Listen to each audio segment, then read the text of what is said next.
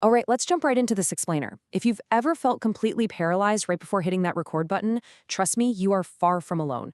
Today, we're exploring the world through the lens of YouTuber Alexis Saranoja, specifically breaking down her truly profound framework for overcoming creative blocks. And we're looking at this purely through psychology and internal integration. We're talking Jungian shadow work and somatic experiencing. Absolutely no tips on SEO or ring lights here.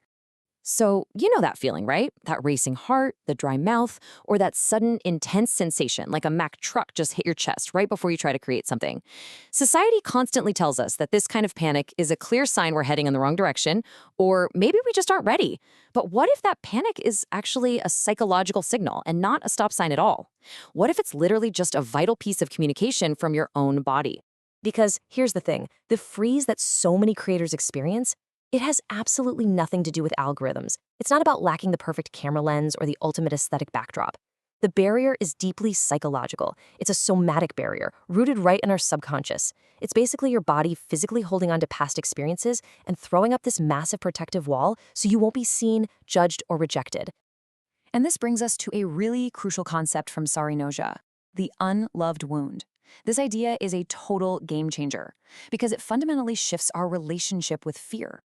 Instead of looking at our anxiety as this toxic enemy that we have to violently battle and defeat, we start seeing it as a hurt part of ourselves. It's a neglected emotional signal that's literally demanding our somatic attention. It's demanding our grace. It's a part of you simply saying, hey, I'm still hurting here, and I really need you to notice me. Saranoja puts it perfectly. She posits that fear doesn't need to be hacked, it needs to be heard. And wow, does this completely reframe typical hustle culture advice? We are constantly sold this idea that we can just grind or life hack our way out of a physiological trauma response. But you simply cannot outwork a wounded nervous system. You actually have to listen to what the fear is trying to protect you from. This is the paradigm shift right at the core of her framework.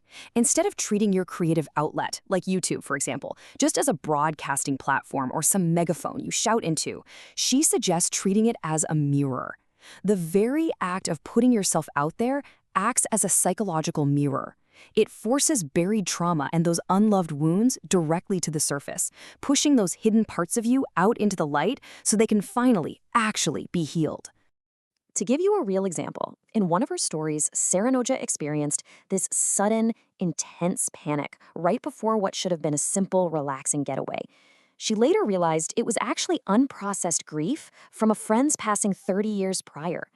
To process this heavy somatic grief, she uses a really specific, poignant phrase. Dear wound, I'm sorry I haven't loved you sooner. That is so powerful, right? It shows us how to actively love a wound rather than just suppressing the crushing weight of it. It's an act of absolute radical self-compassion. But why is it so incredibly hard for us to actually do this? Well, this psychological block is heavily influenced by our cultural conditioning. And this is especially true for Gen X and older generations who were explicitly taught the golden rule of being seen and not heard. You know the drill. Push those emotions under the rug.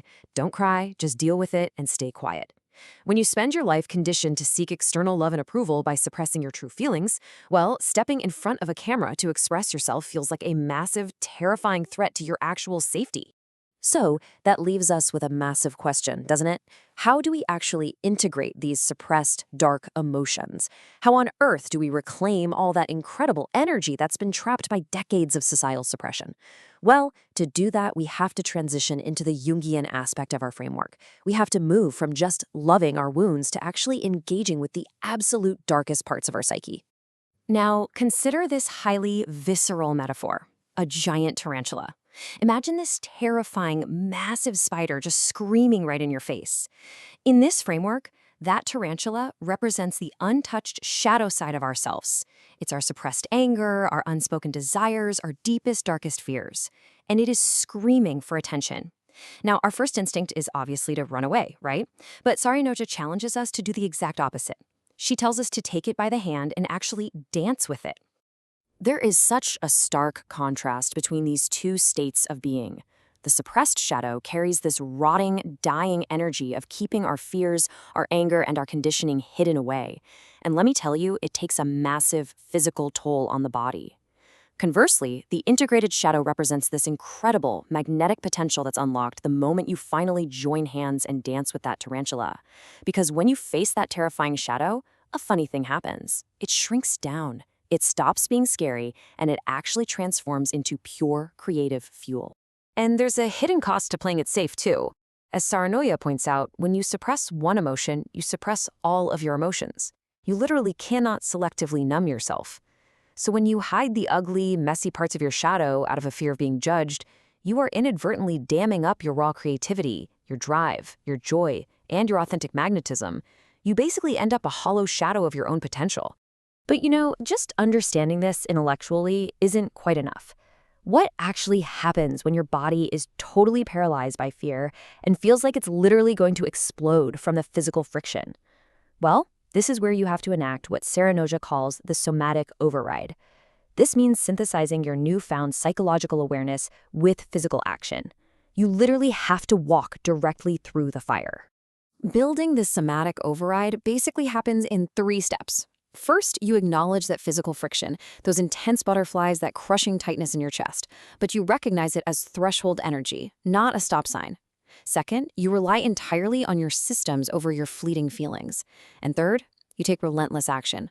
You hit record or you publish that post, even when every single fiber of your being is screaming at you to run away and hide. This entire psychological process requires absolute grit.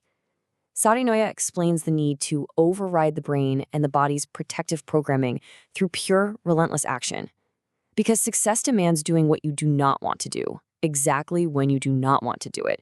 By taking that action while you are still terrified, you are actively training your nervous system, proving to it that it is actually safe to walk through the fire. And the payoffs for this kind of deep integration, they are massive. By integrating your shadow, by loving those wounds, and choosing your systems over those fleeting feelings of fear, you completely unblock your creative potential. You tap into this raw, expressive energy that you probably haven't felt since you were a kid. You overcome that paralyzing fear of judgment. And honestly, most importantly, you unlock an unstoppable, authentic magnetism that deeply and effortlessly resonates with everyone around you. As we wrap up this explainer, I want to leave you with a final thought. Really ask yourself right now, what unloved wound are you currently suppressing? What part of your shadow is screaming to be seen today? Now, just imagine the sheer creative power and authentic magnetism that is waiting for you on the other side of that fire if you just finally asked it to dance. Why does sitting perfectly safe in a quiet room, just simply pressing a red record button on a camera, trigger the exact same biological fight or flight response as being chased by a physical predator? Wild, right? It is, because for everyone listening right now, you, the learner, the person constantly searching for that missing piece of your own potential, you've undoubtedly asked yourself some version of this exact question. Oh, absolutely. You sit down to write or to film or to launch a project, and your body just actively rebels. And the internet's response to this biological rebellion is this endless, exhausting parade of hacks. We are so bombarded with them. Everywhere you look, it's tools to bypass the friction. Right. It's like 10 ways to optimize your morning routine, or dopamine fasting, or the ultimate Notion template to somehow defeat procrastination. Yeah, exactly. Just buy another template and you'll be fine. Right. The entire creator economy is kind of built on this assumption that if you are blocked, well, your productivity engine just needs a different grade of oil. It treats human hesitation as a mechanical glitch that you can just, override with willpower or software. But today, we are throwing all of those surface-level hacks completely out the window. We're doing a deep dive into a stack of sources centered entirely around the worldview of YouTuber Alexa Saranoja. And her approach is so different. Totally different. Her approach to creator psychology bypasses all the typical algorithm-chasing rhetoric and dives straight into the deep waters of neurobiology and the subconscious. She merges Jungian psychology, specifically the concept of the shadow, with somatic experiencing. Which is really about how the human nervous system physically traps and holds on to trauma, right? Exactly. It's a radical departure from mainstream advice, because Saranoja operates on a completely different premise. She argues that platforms like YouTube, or really any arena where you are highly visible and subject to public perception, they aren't just broadcasting tools. Right, they're psychological mirrors. Yes. The platform itself is an active catalyst. It forces a confrontation.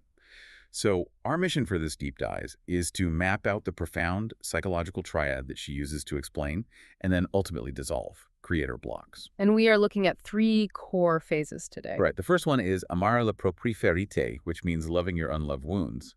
The second is danzar con l'ombra, dancing with the shadow. And the third is attraversare il fuoco, which is walking through fire. 3 very distinct phases of internal rewiring that, well, they eventually manifest as external creative freedom. It completely shifts the focus away from manipulating some external algorithm and places it entirely on regulating your own internal nervous system. So let's pull apart this first concept, the foundation of the block, amare la propria ferite. Let's look at the actual mechanics of that freeze response. Yeah, let's unpack that. You sit down at the microphone or the keyboard, and the physical symptoms just hit you. Your heart rate spikes, your palms get clammy, your breathing becomes super shallow, and the traditional advice is just, push through the anxiety. But Serenoja presents a totally different framework.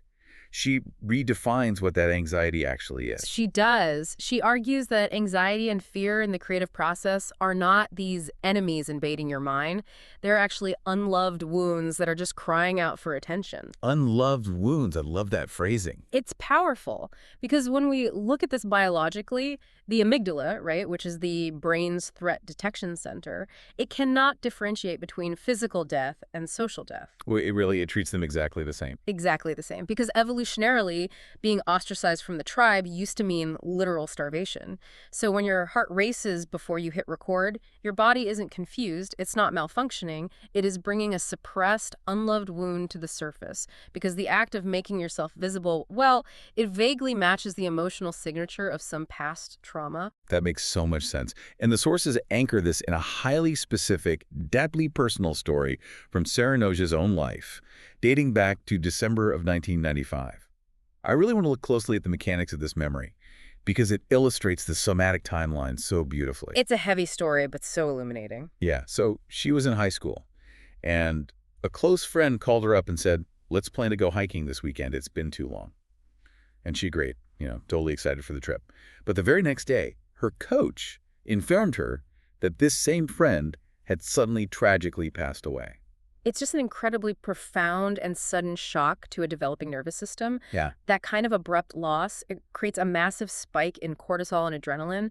And because it's a shock, well, the body often doesn't have the capacity to process the emotional weight in real time. Like it just shuts down. Essentially, yes. Yeah. The conscious mind might understand the literal facts of what happened, but the nervous system just freezes the emotional charge of that moment. It stores it as a protective mechanism. Wow. Okay, so fast forward almost 30 years.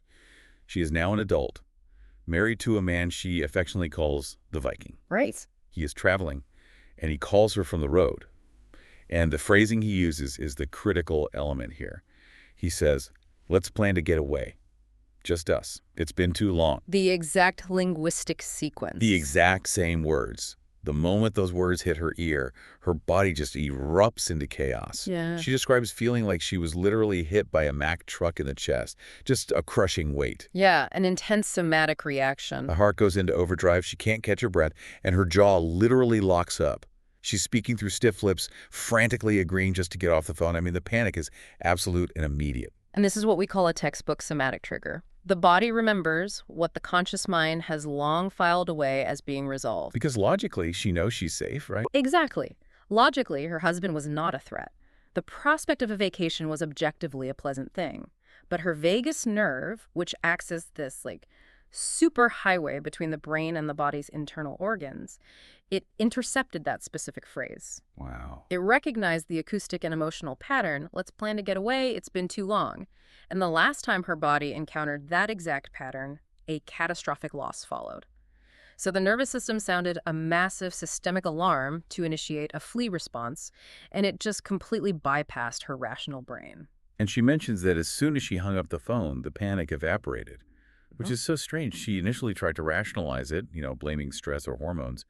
But in the middle of the night, she woke up, and images of that high school friend, the funeral, and the canceled hiking trip just flooded her conscious mind for the first time in 3 decades. The delay there is really fascinating. The somatic response, the actual physical panic, was instantaneous, but it took hours for the cognitive mind to catch up and decode why the alarm was actually ringing. Right. She finally realized, oh, this wasn't just a random anxiety attack. It was the unloved wound of her friend's sudden death, and it was demanding to be seen. So to bring this back to you, the listener, and your own creative paralysis, Serenoja posits that the YouTube algorithm, the blank page, the audience, they act as this exact type of trigger. Yes. The dread of being perceived isn't an indicator that you lack talent or that you should just quit. It's simply the platform acting as a mirror. It forces forgotten wounds, maybe like a childhood moment of being mocked for speaking up, or an early instance of harsh rejection, to just breach the surface. It's an entry point for healing. The creative block itself is merely the symptom. The unloved wound is the root cause. I look at it kind of like the check engine light on a car's dashboard. Oh, that's a great analogy. Right. The modern hustle culture approach tells us the light is just a nuisance. Put a piece of black electrical tape over it or smash it with a hammer and just keep driving. Grind through the friction. Which is terrible advice for a car. Exactly. If we extend that analogy, smashing the light doesn't fix the fuel injector. It guarantees a catastrophic engine failure 10 miles down the road, which, in human terms, is burnout or a total nervous breakdown. Serenoja is telling us to pull the car over, plug into the diagnostic port, and actually read the code. A perfect visualization. Reading the code requires confronting the dashboard rather than hiding from it. But I do have to challenge the mechanics of her solution here. Okay, lay it on me. She advocates for actively loving the wound. And, I mean, if you are waking up in a cold sweat, or you are literally paralyzed in front of a camera telling yourself, I love this anxiety, kind of borders on toxic positivity. I can see why it sounds like that. It sounds like you are gaslighting your own nervous system. So how does one practically execute a marle proprie verite without just faking it? Well, it would be toxic positivity if you were validating the trauma itself. If you were saying, I am glad this terrible thing happened to me, but that is not what she is suggesting at all. Okay, so what does she suggest? You aren't talking to the event. You are talking to the biological defense mechanism. She details a very specific, deliberate script she used when she woke up that night. She consciously spoke to the somatic sensation. Like, out loud. Or internally, but directed at the feeling. She said, Dear wound, I'm sorry I haven't loved you sooner. I didn't know you were there, but now I know. Thank you for reminding me to love deeply, despite fear. Thank you for reminding me that life is precious. Thank you for making me who I am today. I love you, old wound. Wait, so by saying I love you, you weren't actually forgiving the trauma. You were disarming the alarm system. Precisely. You are shifting your relationship with the fear from one of antagonism to one of collaboration, because usually when we feel the physical dread of putting our work out into the world, our inner dialogue is violently rejected. Oh, totally. We think, stop feeling this, you're weak, you're sabotaging me. Right. And that internal resistance creates a secondary layer of stress, flooding the body with even more cortisol. You're getting stressed about being stressed. Exactly. By saying, I love you, old wound, I appreciate your teachings, you completely remove the resistance. You acknowledge that the alarm system, the anxiety itself, was installed by a younger version of you who is desperately trying to keep you safe from social or emotional harm. Ah, that makes sense. Once the nervous system feels that the threat has been acknowledged and the message has actually been received, it downregulates. The alarm turns off. The fear is integrated rather than isolated. Okay. The targeted wound makes a lot of sense to me. You can trace a specific panic back to a specific event in 1995. But what happens when a creator sits down? They're terrified to be seen, and there is no distinct memory to point to. Like it's just a general feeling of dread? Yeah, what if the block doesn't feel like a specific trauma, but rather a fundamental flaw in their own personality, like they feel they're just too weird or too angry to be acceptable? Well, that moves us out of the realm of acute somatic triggers and into the architecture of the personality itself. This requires a shift from passive nurturing to active and, frankly, often very uncomfortable integration. And that brings us to Serenoja's second pillar. Right. Danzar con l'ombra, dancing with the shadow, the Jungian shadow. We need to really define the mechanics of this because I feel like it's deeply misunderstood in popular culture. Oh, massively misunderstood. People hear shadow and they think of pure evil or malice, like serial killers or something. Yeah, that's the Hollywood version. But the Jungian shadow simply represents the parts of our psyche that we suppress, deny, or hide away because our environment taught us they were unacceptable. Right. When we are children, our survival depends entirely on the approval of our caregivers and our society. If a child expresses intense, loud enthusiasm and is told to be quiet and stop making a scene, that enthusiasm gets shoved right into the shadow. So it's not just dark traits like jealousy or rage. It's often the golden shadow, right? Yeah. Our unpolished weirdness, our raw passions, our intense desires, things that are actually quite beautiful, but we're just deemed inconvenient by the people around us. Exactly. We fracture our identity to remain safe. And Serenoja's core argument here is that maintaining this psychological fracture is the exact thing that is destroying your creative magnetism. She illustrates this internal landscape through a profoundly visceral, metaphorical story, framed as a shamanic journey. And I want to unpack the sensory details she uses here because they map perfectly onto the psychological experience of facing yourself. It's a great metaphor. She describes a meditative journey where a girl, seeking the secret to creative success, is led by a sage to a terrifying rickety rope bridge spanning a massive, bottomless canyon. And that bridge is the threshold of the conscious mind. It's terrifying because crossing it means leaving the safety of your constructed, socially acceptable persona. Right, and so the girl manages to cross the creaking ropes, expecting to find answers, perhaps this lush paradise of enlightenment. But instead she arrives on a desolate, gray, flat expanse of rocks. Just dead, barren stone as far as the eye can see. And that dead landscape is the physical manifestation of the suppressed psyche. When you lock away massive portions of your emotional spectrum, you drain the vitality from your internal world. It literally becomes flat and gray. So the sage leaves her there, and suddenly, out of the dead rocks, a giant tarantula emerges. A massive, horrifying spider crawls right up to her, gets inches from her face, and starts screaming. He yells, "Pay attention to me! Face me!" And the volume is deafening. That's such an intense image because the tarantula is the shadow personified. It's monstrous precisely because it has been neglected. Oh, interesting. Yeah, when we push our natural traits like our anger, our weirdness into the dark, they don't just disappear. They ferment. They become monstrous in our own minds, demanding the attention that we refuse to give them. The biological instinct, when a giant tarantula is screaming in your face, or when a surge of your own deep-seated shame or anger rises up while you're trying to create, is to run away. To repress it faster and harder. Of course it is. But the girl doesn't run. And this is where the somatic integration, the dance, begins. She decides to pay attention. She takes the tarantula arm in arm. She literally links arms with the monster, and they begin to dance a jig. It is an incredible visualization of radical self-acceptance, but, it is not easy. No, not at all. She dwells on the physical revulsion of it. She asks you to imagine the tactile sensation of grabbing thick, hairy tarantula legs with your bare hands. Yeah, it feels disgusting. It feels deeply unsafe. But she forces herself to lean into that sensory discomfort. She twirls and spins with the monster. And as she leans in, the perception shifts. She realizes the coarse hairs are actually quite soft. The terrifying monster isn't malicious. It's just wild. They start laughing together. It reminds her of the unbridled, feral energy she had as a child before society demanded she become polite. And this is the operational core of Danzar con l'ombra. You cannot analyze the shadow from a safe intellectual distance. Can't just think about it. No, you have to engage with it experientially. You must feel the somatic discomfort of your own unacceptable traits. You have to allow yourself to feel the flesh of your own anger, the awkwardness of your own bizarre humor, and move with them rather than policing them. And the transformation that follows is striking. As they dance, the monstrous shadow begins to shrink. The massive tarantula gets smaller and smaller until it is just a tiny, ant-sized creature that scurries away harmlessly. Right. And at the exact spot where it vanished, a massive, glowing, pumping red heart materializes.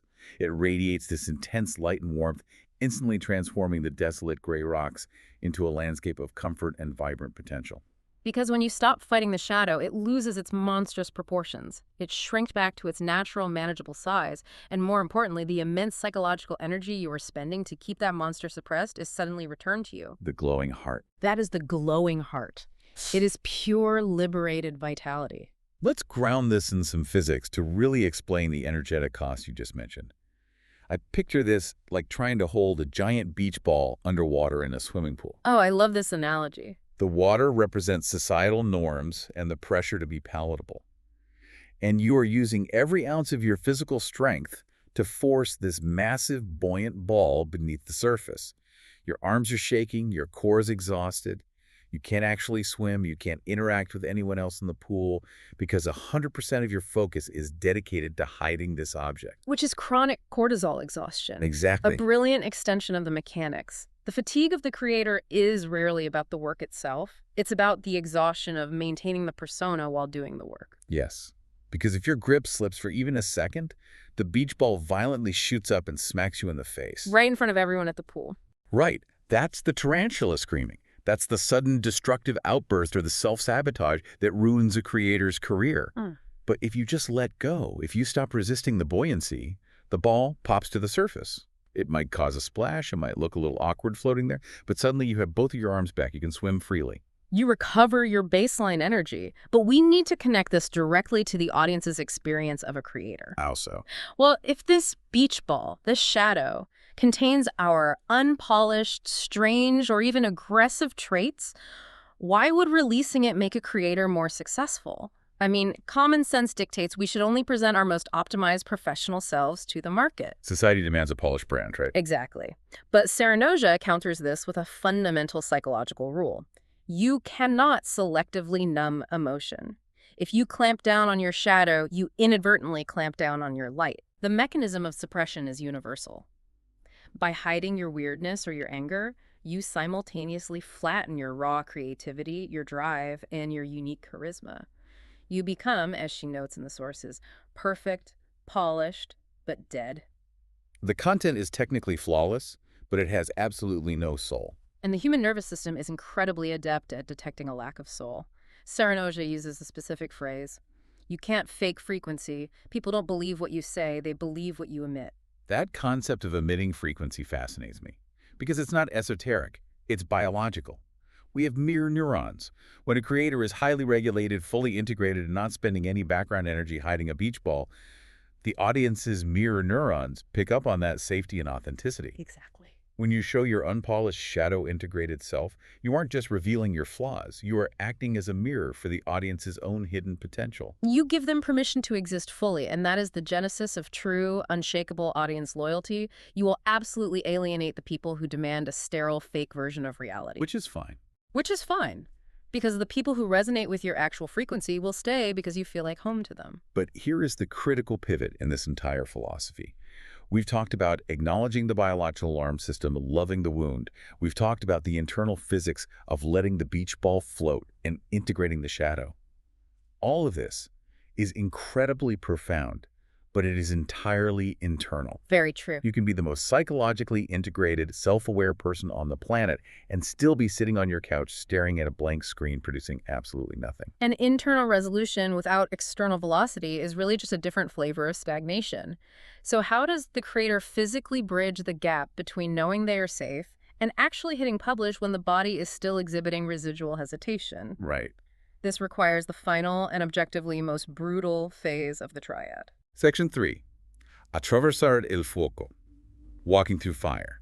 This is where the internal theory collides with external reality. We've done the shadow work, but now we have to actually expose ourselves to the world. And Serenoja drops a brutal truth that directly contradicts the modern wellness narrative. Oh, it really does. She states that success requires doing exactly what you don't want to do, precisely when your body is screaming at you not to do it. You cannot wait to feel ready. It is a profound rejection of the idea that we must be perfectly regulated before we take action, because the biological reality is that your brain's primary prime directive is survival. Survival above all else. Always. To the primitive brain, the unknown is always a threat. If you wait until your nervous system feels completely safe to take a massive creative risk, you will wait until you die. You have to actively override the protective programming through relentless physical action. And to demonstrate the sheer power of this override, Serenoja shares a deeply intense personal narrative. She reveals that she carried 20 years of severe sexual trauma.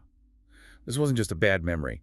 It had fundamentally rewired her somatic responses. Yeah, a complete rewiring. Situations of physical intimacy, which logically should trigger feelings of connection, instead triggered intense panic and the expectation of violence. She was physically trapped in a traumatic loop. Because her nervous system was overlaying a past threat onto a present safety, and no amount of cognitive understanding can break that loop on its own. Knowing this, she made a radical decision. Against the explicit advice of her therapist, who, warned her that this could be dangerously re-traumatizing, she signed up for Krav Maga. Which is an intensive, close combat self-defense system. Exactly. Why Krav Maga? Because it is the literal physical manifestation of her trigger. She intentionally placed her physical body into the exact scenarios that reawakened her deepest terrors. being attacked, being pinned down, being overpowered. She chose to walk straight into the center of the fire. She realized that talking about the trauma in a safe, quiet room wasn't changing the biological response. The body required a new, visceral, physical experience to overwrite the old one. And this is the mechanism of neuroplasticity achieved through exposure therapy. The saying goes, neurons that fire together, wire together. To break the old wiring, you have to fire the neurons in the presence of the trigger, but introduce a new outcome. So she describes a specific moment in training where she is physically pinned to the mat. It is the absolute peak of the biological trigger. Her nervous system is screaming that she is about to be destroyed. But instead of dissociating, which is the brain's default escape hatch, she forces her eyes open. She stays present. She stays present in the body. And in that moment, instead of seeing the predator from her past, she sees the person holding her and she registers safety. She registers care. She says the 20 years of trauma finally shattered and left her body. But it only happened because she was willing to inhabit the physical trigger without fleeing. It is a stunning example of somatic override. But we really need to draw a very hard line here for the listener because this concept of pushing through the pain can be wildly misinterpreted. Right, because my immediate reaction to this is, well, how is walking through fire any different from the toxic hustle culture we literally just dismantled at the beginning of this deep dive? Exactly. It sounds suspiciously like the grind set influencers screaming at you to take ice baths at 4 a.m. and ignore your pain. Yeah, it can sound like that. But the difference lies entirely in the locus of attention and the ultimate goal. Hustle culture demands that you disconnect from your body. It tells you to ignore your physical signals to serve an external metric, like more views, more money, more output. Ignore the dashboard light. Right. But Saranoja's concept of attraversaria il fuoco demands the exact opposite. It is exposure therapy for the soul. You must stay hyper-connected to your physical body while you intentionally expose it to the trigger. You aren't ignoring the fire. You are feeling every degree of the heat to prove to your nervous system that you won't burn. So it's not about forcing the output. It's about forcing the internal rewiring. The video you publish is just the byproduct of you proving to your brain that you survived being perceived. Precisely. And this requires a specific operational mindset. Systems over feelings. When you face a creative block, the pre-action dread will always try to convince you to stop. If you rely on your feelings, if you wait for a burst of motivation or a feeling of bravery, you will fail biologically because the protective programming is designed to make you feel terrified. She points out a fascinating paradox here. The middle part, the actual flow state of writing or speaking to the camera, is usually quite enjoyable. But the anticipation of doing it and the post-action vulnerability when the dopamine spike fades are excruciating. The brain uses the beginning and the end to try and stop you from engaging in the middle. Therefore, you must construct a system that bypasses emotional permission. She advocates for a relentless, non-negotiable 6-month commitment. You commit to taking the action despite the physiological resistance. So you don't fight it, you just do it anyway. Right. You don't suppress the fear because you've already loved the wound and danced with the shadow, but you revoke its voting power in your decision-making process. You literally hit the publish button while your hands are trembling. You do. Because this brings us to the ultimate psychological shift that makes this entire framework function. It is a concept called cognitive dissonance, specifically the idea that identity follows action. Say that again because I think it flips the entire self-help industry on its head. Identity follows action. The conventional wisdom we are spoon-fed is backward. We are told, do the inner work, heal yourself, become a confident person, and then you will be able to start your channel or write your book. We believe mindset creates behavior. Which keeps people stuck forever. Exactly. But Saranoja observes the biological reality. Behavior creates mindset.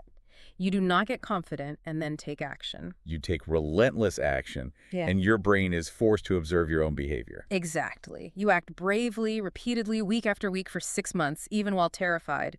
Your brain acts as an observer of your physical reality.